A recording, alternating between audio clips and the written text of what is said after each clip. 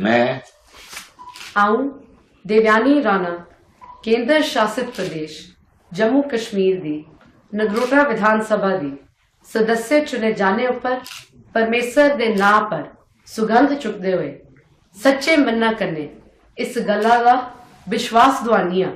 जे मैं विधि समित स्थापित भारतीय संविधान दे प्रति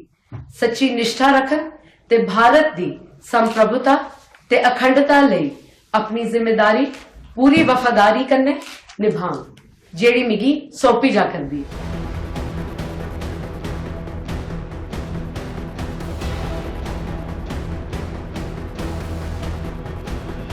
देखिए, डोगरी हमारी मातृभाषा है।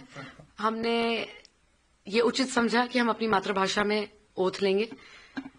इसमें पॉलिटिकल स्टेटमेंट से पहले एक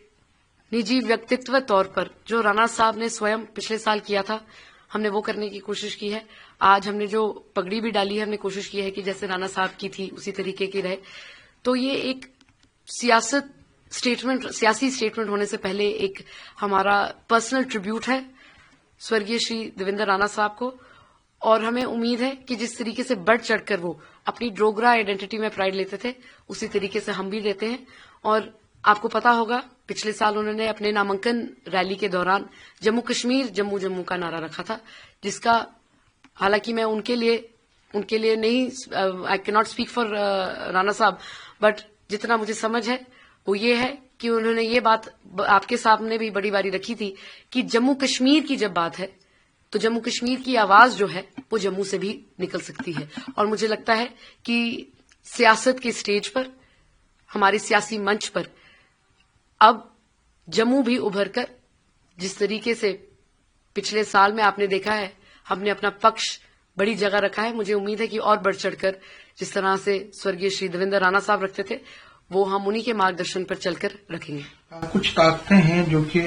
सिक्योरिटी के जो वातावरण को बिगाड़ना चाहती हैं, कुछ ताकतें हैं जो हमारे पड़ोसी मुल्क के इशारे पे यहाँ पे काम करती हैं। आप एक युवा हैं और उस आतंकवाद को आपने देखा भी है। तो क्या लगता है कि आतंकवाद के प्रति जो एक पॉलिटिसाइज करने की कोशिश की जाती है, आप क्या मैसेज देना चाहती हैं कि जो लोग इसको एक टूल बनाना चाहते हैं और अपनी राजनीति करते हैं? सबसे पहले तो मैं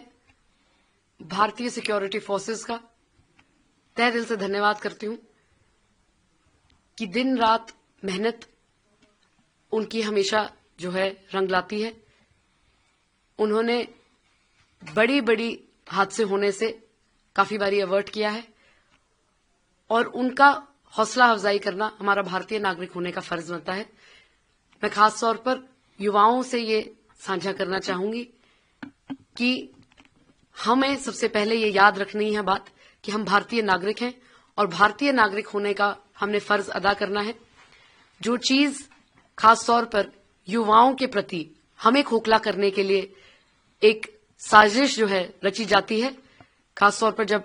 ड्रग्स को लेकर जो मसले चल रहे हैं और नार्को टेररिज्म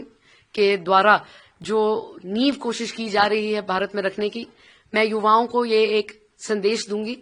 कि आप ये अपना भारतीय नागरिक होने का कर्तव्य समझें